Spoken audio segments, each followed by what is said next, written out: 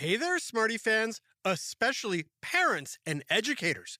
We've got something special for you, and it's not just another exciting episode of Who Smarted. It's a chance for you to help shape the future of our show. We're on a mission to make Who Smarted even better for both our brilliant young listeners and their amazing parents and educators. That's why we're inviting you to participate in our exclusive, first ever Who Smarted survey to let us know what's working and where we can improve. So, parents and educators, grab a cup of your favorite beverage, cozy up, and take a few minutes to fill out our survey. Head over to whosmarted.com and click Survey. Together, let's make Who Smarted the best it can be. Thanks for being an awesome part of our smarting community. And remember, the survey is at whosmarted.com. Just click Survey. Psst. Hey, Smarty Pants. I'm about to go on a trip. Listen to the following sounds and see if you can guess what kind of vehicle I'll be traveling in.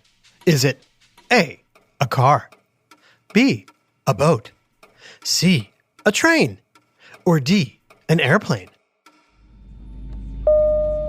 Attention passengers, please make sure your seat backs and tray tables are in their full and upright positions for takeoff.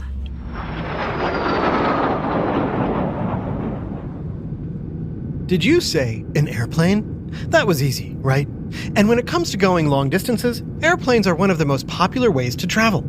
In fact, worldwide, nearly 10 million people board over 100,000 flights every single day. But have you ever wondered how the airplane was invented? Or how something so big and heavy can fly at all? And why do you crave peanuts or potato chips while you're cruising at 30,000 feet? It's time for another whiff of history and science on Who Smarted? Who Smarted? Who's smart? Is it you? Is it me? Is it science or history? Listen up, everyone. We make smarting lots of fun on Who Smarted. Cabin crew, prepare for landing, thank you. Thank you for flying Smarty Pants Airlines. Travel. It's one of my favorite things to do. I can hop on a plane and be in a completely different country or time zone in a matter of hours. Once I'm at my destination, I get to see all kinds of cool sights, taste exotic cuisines, or just local pizza. Pizza! Nom, nom, nom, nom, nom. And I get to visit friends and family around the world. It's easy to take it for granted, but it's pretty great that you and I get to live in a time where traveling is not only easy, but also fun and affordable. This was not always the case. Huh? Way back in 1900, if you wanted to get anywhere, you had to either walk, So slow. Boring. ride a horse, Ew, smelly. My butt hurts. take a boat, This is taking forever. I'm getting seasick. take a train, So loud. Ugh, so dirty. or hop on a relatively new invention sweeping the planet, the bicycle. Wee, but also slow. However, everything was about to change, and it was actually two brothers working in a bike shop who would take traveling to completely new heights. It's 1900, and Wilbur Wright and his younger brother Orville have just arrived in the coastal town of Kitty Hawk, North Carolina. They left behind their own successful bike shop in Dayton, Ohio, where they first sold and then started making their own bicycles. But why Kitty Hawk? Say, Wilbur, the oceanside dunes here at Kitty Hawk are the perfect place for our new experiments. Quite right, little brother. The regular breezes and soft, sandy landing surfaces should be perfect for our studies in how to build a flying machine. That's right. The Wright brothers put bike making aside in order to experiment with machines that flew. They first conducted tests with kites before experimenting with gliders, which are like planes only without engines.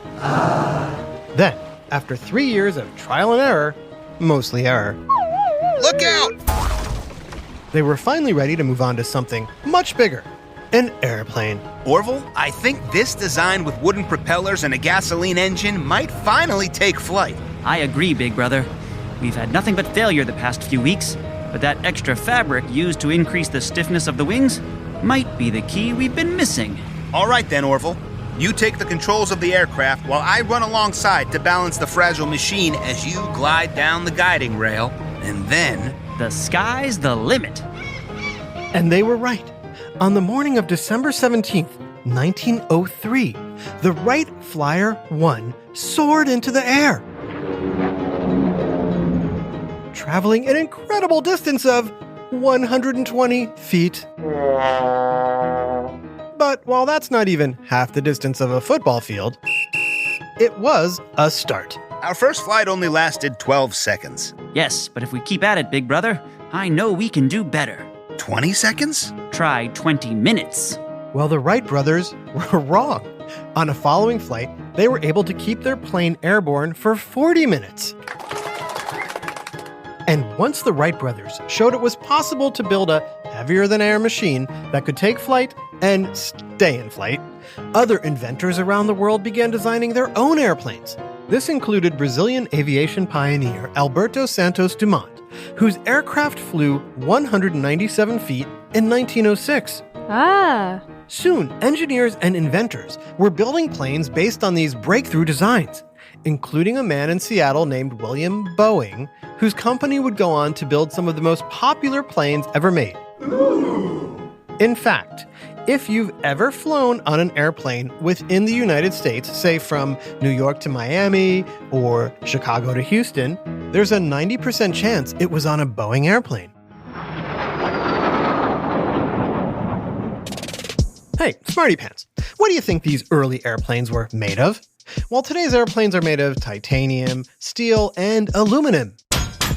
Early airplanes were made of wood, wire, and fabric, since designers believed they needed the lightest materials possible to stay in the air. The planes were also small, and the only people who could fit inside were the pilot and co-pilot, and sometimes a few bags of mail.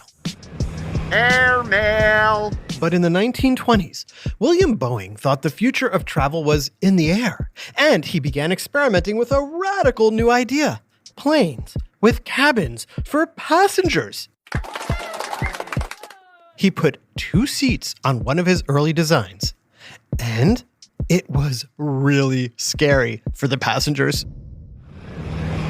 This ride is really bumpy and cold, and then there's nothing to eat or drink, which might not be a bad thing, because there's no bathroom. While today's air travel is relatively fun and comfortable, back then it was neither, and people were not interested in flying. Then, in 1927, something happened to change everything. This is Chet Nickerson reporting live from Paris, where Charles Lindbergh's plane, the Spirit of St. Louis, has just landed, making Lindbergh the first person to successfully fly across the Atlantic Ocean non-stop. Oh, what a day for air travel! What a day for humanity! What a day for croissants! Delicious! Lindbergh's flight was the #1 news story across the globe, proving that airplane travel was safe and effective. Soon, people everywhere wanted to fly in planes. 2 years after Lindbergh crossed the Atlantic, the number of annual airplane passengers went from a few thousand to over 173,000. This led to the birth of commercial airline companies like Delta, American, and United. Thank you for flying Smarty Pants Airlines. Over the years, plane makers began to switch from wood and wire designs to all metal aircraft. While many thought this idea was crazy, I'm not getting in that metal tube. It's way too heavy to fly. engineers discovered the design of the wings, coupled with the power and speed of the engines, allowed heavier objects to take flight and stay airborne. Here, I'll let this airplane designer explain. A plane's engines are designed to move it forward at high speed. We call that thrust. Thrust makes air flow rapidly over specially curved wings, which pushes the air downward, generating an upward force called lift that is strong enough to overcome the plane's weight and keep it in the sky. So to recap, the engines move the plane forward while the wings move it upward. Thrust plus lift equals flight. Can I get some more peanuts, please? Once metal airplanes proved to work, it opened the gates for planes to not only get bigger and faster, but also more comfortable, and therefore more popular, ushering in what became known as the golden age of air travel. Welcome aboard the spacious cabin. Attractively decorated, air-conditioned but draft-free. Delicious food adds to the enjoyment. It's prepared in 4 simultaneously operating galleys where dishes can be cooked in 5-minute ovens. Look, Wilbur, they have food on aeroplanes now. What will they think of next, Orville? There's been countless jokes about the quality and lack of quantity of airline food. But did you ever stop to wonder why people get so hungry for certain foods like peanuts, chips, and candy when they're flying? Because they're bored. Because they're trapped inside a flying metal tube? Nope, it's got to do with your nose. And we'll tell you all about it right after this break. Hey, Smarties, trusty narrator here. I had a unique challenge recently. I needed to learn German for a friend's wedding in just a few weeks. That's when I found Babbel. Thanks to Babbel, I'm well on my way to holding my own in German conversations and just in time for the wedding. Babbel makes learning a new language engaging and practical. It's not just about words, it's about real conversations that you can actually use. And here's a special deal for our listeners. Right now, get 55% off your Babbel subscription, but only for our listeners at babbel.com/smarted. Get 55% off at babbel.com/smarted. It's spelled BABBEL.com/smarted. Rules and restrictions may apply. Join me on this language learning journey with Babbel. Auf Wiedersehen, and let's embrace new conversations together. Hello, Smarty listeners. Trusty here, home after a long day of smarting, and boy, am I hungry. The question is, what to cook? Do I make crispy chicken parmesan? Or yummy salsa verde enchiladas? Or mouth-watering chicken sausage spaghetti bolognese? Now, I know what you're thinking. Trusty, how can you possibly cook such amazing, delicious, restaurant-worthy meals after a long day? It's easy. Just say hello to HelloFresh. HelloFresh is America's #1 meal kit, and it is literally the best thing ever. Each week, I choose from over 45 scrumptious, chef-crafted recipes online. Then, when my box arrives, I have everything I need for easy-to-make, hearty, healthy, delicious meals that I just know you and your family will love. Oh, and if that wasn't enough, HelloFresh wants to give you free breakfast for life. Just go to HelloFresh.com/smartedfree and use code SMARTEDFREE for free breakfast for life. One breakfast item per box while subscription is active. That's free breakfast for life at HelloFresh.com/smartedfree with code SMARTEDFREE. And now back to Who Smarted. If you've ever been on an airplane, have you ever noticed that you or the people around you seem to crave certain foods? In particular, peanuts, pretzels, chips, and cookies seem to be very popular snacks for those flying the friendly skies.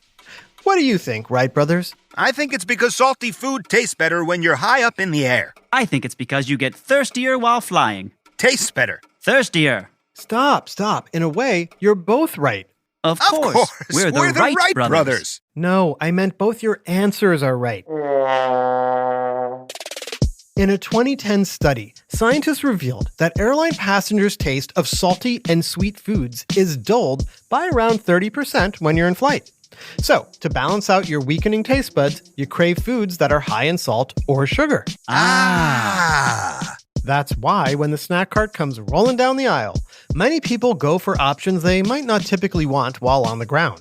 Salted nuts, chips, pretzels, or sugary cookies, and soda. But why do our tastes for salty and sweet things get dulled while flying? Good question. As planes climb higher into the sky, The air pressure and humidity levels inside the cabin drop. Even though today's planes have pressurized cabins, the atmosphere is still significantly drier, and the air pressure is much lower than on the ground. So, the combination of dry air and low pressure dry out your mouth and nose, reducing your sense of smell, which plays a key role in how you detect flavor and taste. The dry air also makes you dehydrated or really, really thirsty, which is why you should drink plenty of water when flying. Fascinating. Out of this world. Yes. Oh, and speaking of out of this world, did you guys know that your invention not only led to big passenger planes and even military fighter jets, but also spaceships? What in the world is a spaceship? Well, it's basically a plane that flies out of this world and into space. Back in the 1960s, at the height of people's love for airline travel, engineers around the world were racing to figure out how to take the principles of air travel and convert them into a rocket ship that could launch humans into space and onto the moon, which was accomplished a little over 65 years after your famous first flight. It's one small step for man, one giant leap for mankind. So, in a way, you Wright brothers didn't just fly the first piloted engine-powered airplane. You created a whole new way for us to explore the universe. We're gonna need a lot of peanuts. And cookies. Where is that flight attendant? A big shout out to Gavin from Dexter, Michigan. Thanks for listening to Who Smarted every night at bedtime, Gavin. This episode, Airplanes, was written by Jason Williams and voiced by Jason Williams, Brandon Bayless, Taya Garland, Jenna Hoban, Kim First Class Davis, Gia Davis, Adam Tex Davis, and Jerry Colbert. Technical direction and sound design by Josh Hahn. Who Smarted is recorded and mixed at the Relic Room Studios. Our associate producer is Max Kamaski. The theme song is by Brian Baggage Handler Suarez, with lyrics written and performed by Adam Tex Davis. Who Smarted was created and produced by Adam Tex Davis and Jerry Colbert. This is an Atomic Entertainment production.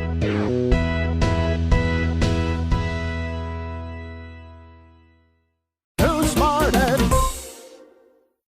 Hey there, Smarty fans, especially parents and educators. We've got something special for you, and it's not just another exciting episode of Who Smarted. It's a chance for you to help shape the future of our show. We're on a mission to make Who Smarted even better for both our brilliant young listeners and their amazing parents and educators. That's why we're inviting you to participate in our exclusive, first ever Who Smarted survey to let us know what's working and where we can improve. So, parents and educators, grab a cup of your favorite beverage, cozy up, and take a few minutes to fill out our survey. Head over to whosmarted.com and click Survey. Together, let's make Who Smarted the best it can be. Thanks for being an awesome part of our smarting community. And remember, the survey is at whosmarted.com. Just click Survey.